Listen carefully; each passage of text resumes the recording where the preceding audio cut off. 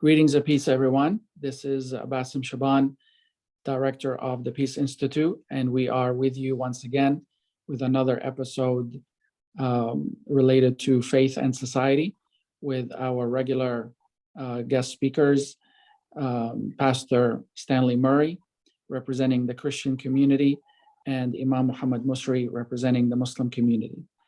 And we started our series on the health of our schools. We discussed the issue of violence that unfortunately has been raging across the country, with a lot of incidents related to school shootings and violent incidents with guns. And this has not just been this year, but for the last many decades, ever since the massive event of Columbine that really brought attention to the issue of violence in schools. And many people in the news, when they talk about these incidents, they also refer to mental illness or mental health of the person who perpetrated the actual event itself and the shooting. So we want to concentrate on that with our guests today because it's a very important topic. And we really want to differentiate between the fact and the fiction on because many times this becomes a weapon of politicians to drive away and distract away from serious issues related to violence. So we want to see the correlation between the two from our speakers, and then what would they say about the solution moving forward.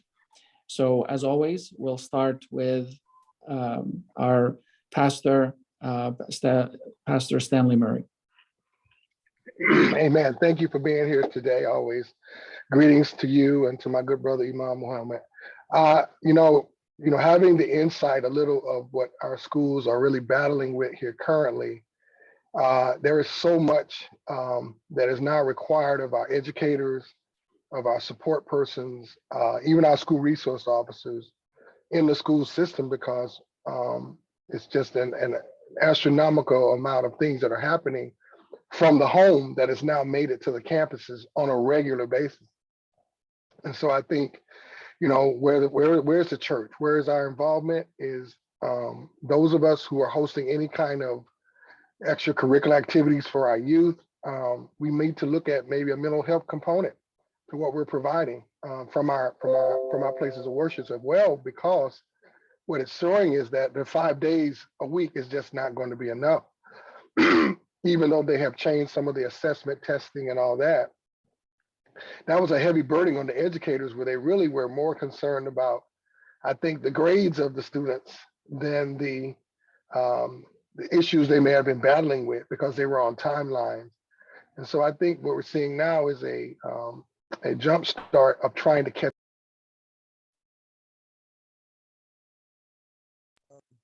distracted, keeping them angry, upset. I mean, COVID had them pretty much locked up for 2 years, where they weren't able to grasp the education as well because it was virtual, and kids learn differently, as we know.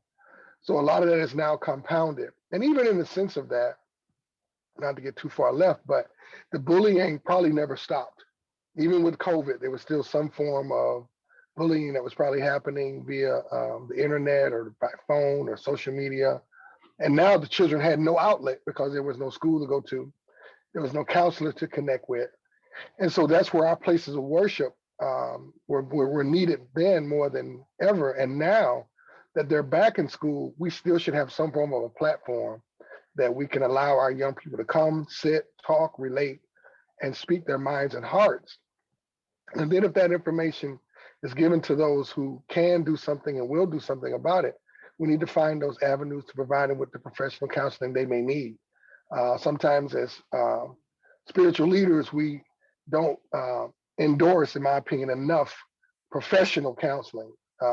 Yes, God is God. Yes, God can do all. However, he has given us avenues here on earth to only help confirm what he has revealed. And I think we need to look at using those confirmations a lot more. So, Imam, thank you, Pastor. Well, I'm grateful to be here and to join my good friend, Pastor. And I want to emphasize that when we talk about mental health, especially for young people, there are too many factors that contribute to mental health. And the old adage that it takes a village to raise a child, and that's with all the components that a village has: the family, the community, the house of worship, the friends, the good environment. Everything contributes to the character of the child. And today, many children are lacking that support that they need to grow up healthy. And often, when we summarize it and say, oh, the shooter at this school shooting was mentally ill, and we just say it and go our way and not really explain and go into details what's contributing to that. So I don't think we have enough time in a short session like this to go over every cause for mental illness, but starting at the home environment, the parents play significant role in the well-being of their child from, the time even before birth, when the child is in the womb. If the mother is consuming substances that can cause damage, can cause physical, mental damage to the child, that's where things could begin. And whatever happens to the mom happens to the baby in the womb. And then when the baby is born, the environment they are born into becomes very vital. They need a healthy, nourishing environment. But often we see there are single moms who cannot provide healthy upbringing for their children because the dads are not doing their responsibilities. They are not there to support the moms and to help raise the child. So we have to look at the family, the broken family, and the phenomena of many pregnancies that are happening outside a good, stable home where both parents are there to support this new baby when it comes to the world. Then the abuse that we see a lot, the substance abuse, the alcoholic abuse, and the domestic and physical abuse that happens, that reflects on these children as they are in their early years and forming their view of the world. They are exposed to a huge amount of abuse, either directly or indirectly. Some of them are themselves, the children are abused, sexually abused or physically abused, and that will leave big scars in their personality as they grow older and as they form their view of the world. And as they hit school age, these children now go to an environment where they're faced with sometimes racism, sometimes they're faced with bullying, sometimes they are faced with class warfare between rich and poor, and being taunted by their friends. And so the child is going through so much in their early years, the formative years. By the time they are in middle high school, really some children snap. They can't take it anymore. The introduction of drugs into our schools, public schools and private schools, like never before. We are seeing so many young people being approached with fentanyl, with heroin, with other drugs, and all of that is contributing.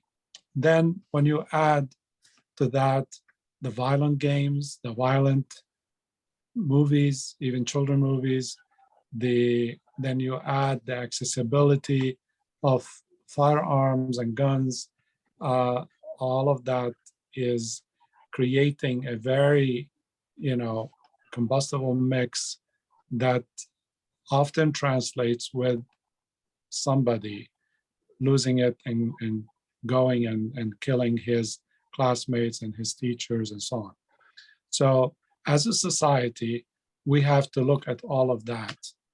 And I'm going to leave the faith component to the end, but there are so many contributing factors that we all can do something about it in order to give our children a better life and a better upbringing, and a life that is free from abuse, free from drugs, and free from violence, and give them a chance to grow healthy.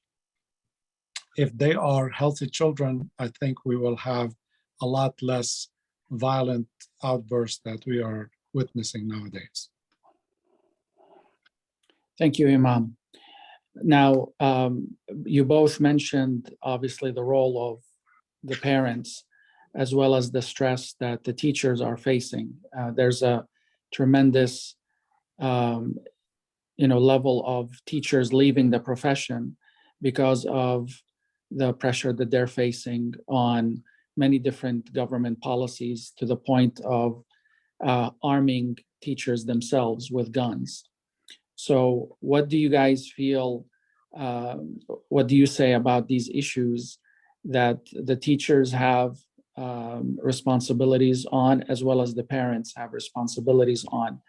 Is it where we prepare them more with self-protection against these incidents, or with other issues themselves? And then we'll leave our last portion on the solutions moving forward from your faith perspective.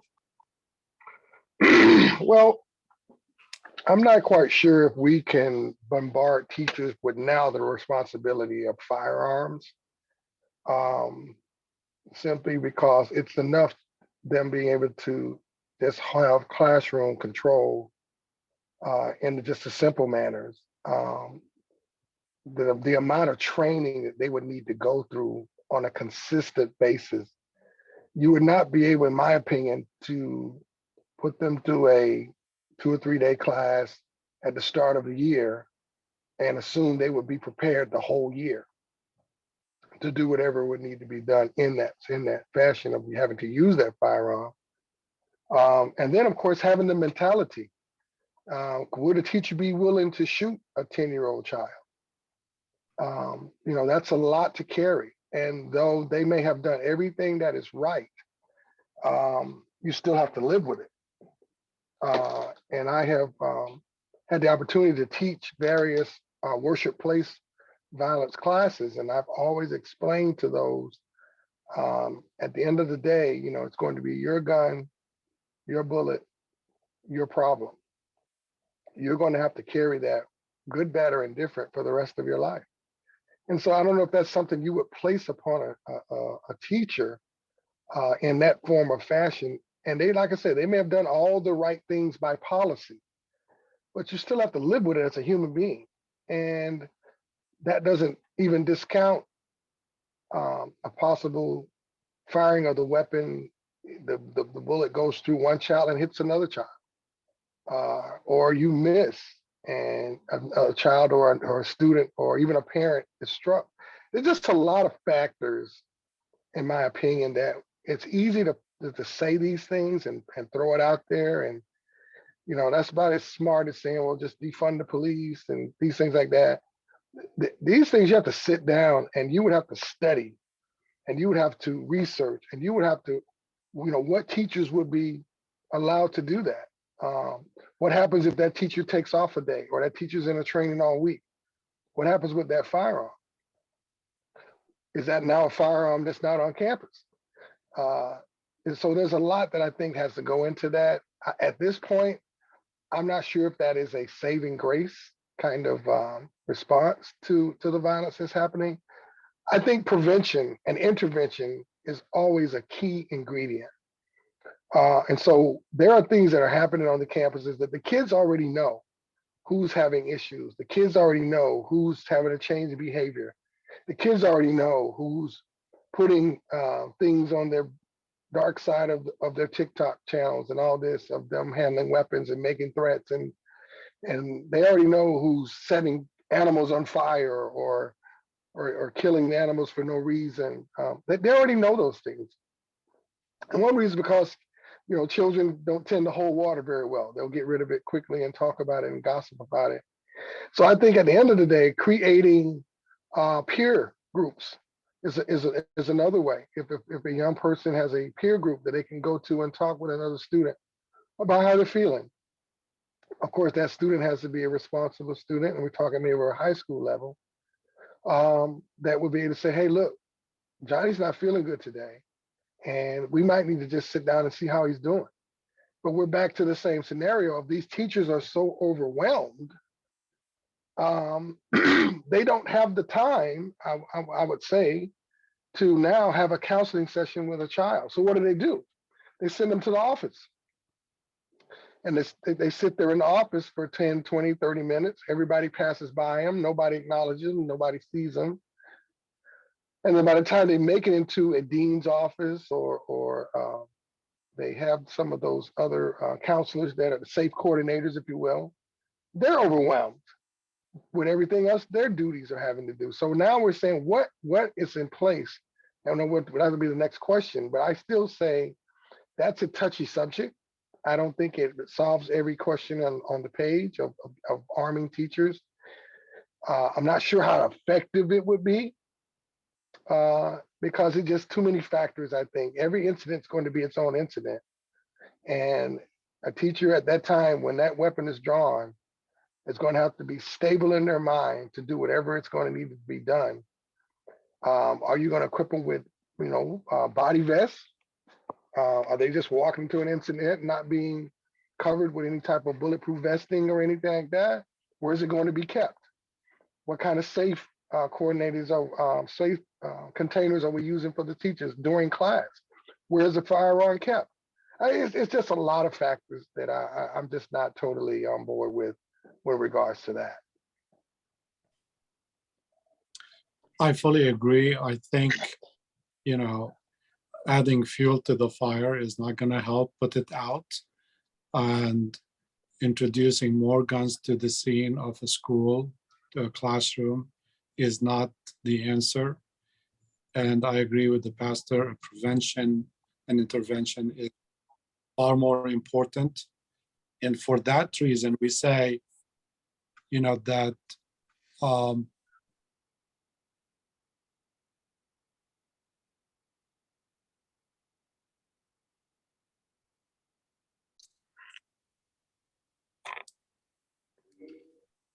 Go ahead, Imam. so the prevention of getting to the point where we are having to fight with students requires more active, screening. As the pastor said, you have to have good communication with students. They know if somebody is off, somebody is saying something that is out of line. They know because they're on social media also, if somebody is posting on social media threats or expressing violent intentions. Often we look back and say, yeah, there were all these signs. How come nobody picked them up? Because we don't encourage the students to speak up and to come forward to those in charge, and we ignore the signs. And what's worse is some parents who know their child is going through an episode where they might be violent, they don't do anything about it. They just get rid of them by sending them to the school. So you can't expect the teacher to be a teacher and a psychologist and a psychiatrist and a police officer in every role you could imagine, and a parent. When do they have the time to teach? So we need to provide the teachers and the students a safe environment for learning and not add to it guns and uncertainty and this pressure. And we need to make sure that children are properly monitored, diagnosed, on regular basis to see things before they boil and get to the point that a young man or woman brings an AR-15 to school. So it's not, introducing guns is not a silver bullet. It's not, a pill that will solve this problem. It will just complicate things, as the pastor said, many folds. And I'm totally against this idea. So as we close, is there anything you guys can add related to your faith perspective about, this issue of mental health? How do you guys deal with it in your communities related to all the stresses your congregates have? Because obviously they are teachers, they are parents, they're, psychologists themselves. So everybody deals with stress in the modern age. So what would you say from your faith perspective on how to remedy these stresses? Well, of course, there's this fine line of church and state that has really limited students and staff to be able to relate with God the way they would see fit through their faith. And so now you're basically asking them for 8 hours a day to shut off that part of their life in some form or fashion. And so that does limit when you go to your private schools or your schools where they may be faith-based in a sort. You look at the statistics and they tend to have lower violent issues than the ones that are public. And I'm not saying that we're in a better position. I'm just saying, look at the numbers, look at the statistics, see that because the aura has been set at that school of how things will be going, that there are outlets that they can go, that there's prayer opportunities. That does help.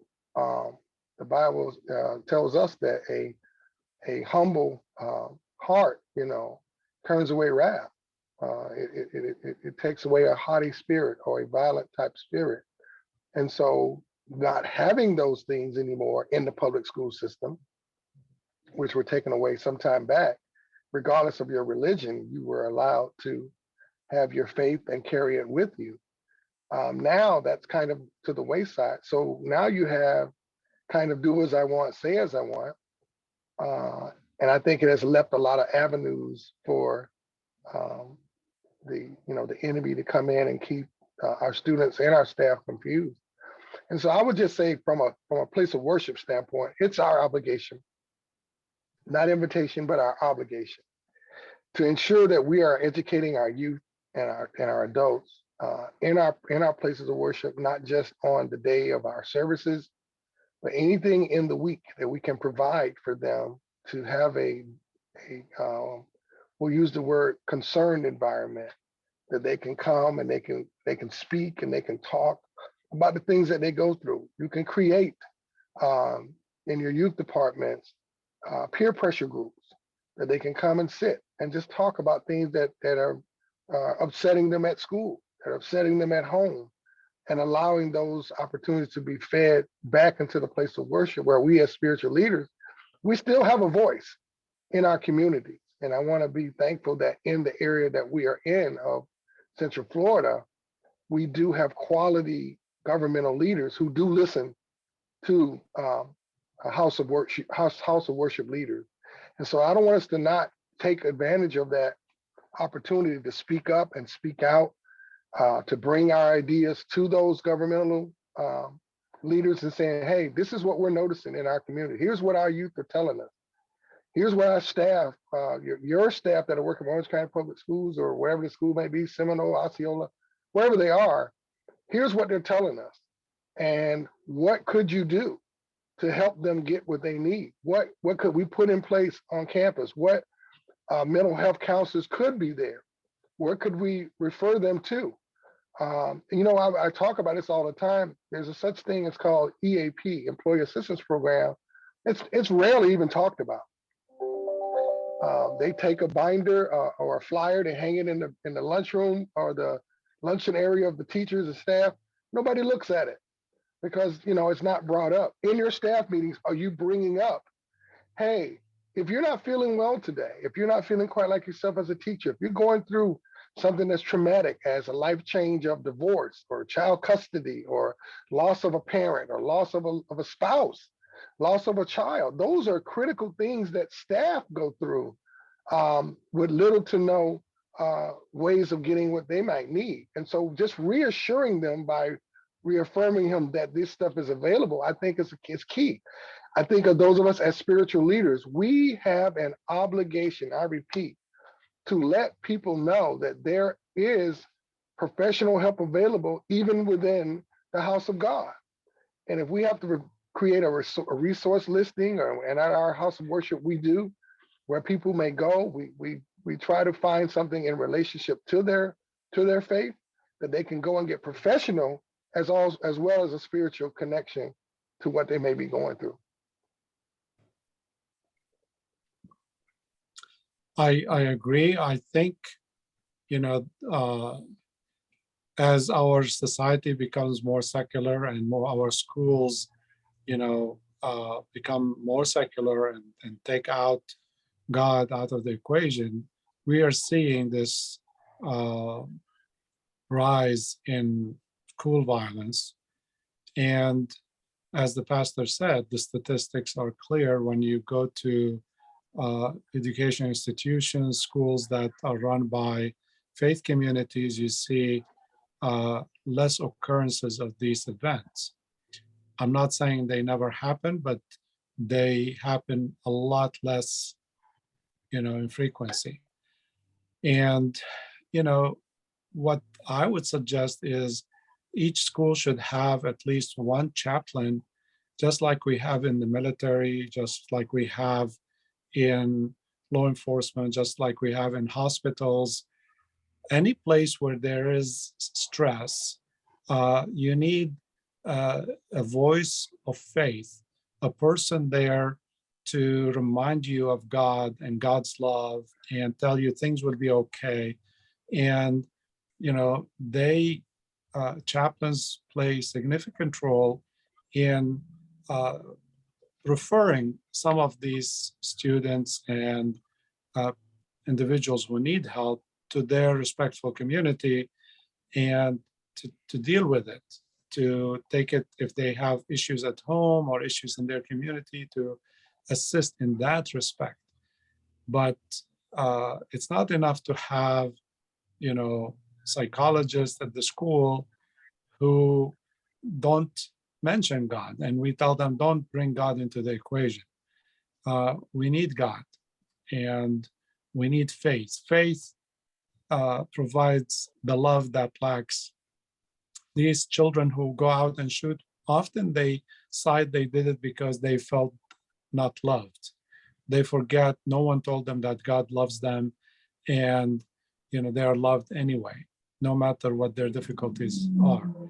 Also, we see that after an incident, you need those comforting words of faith.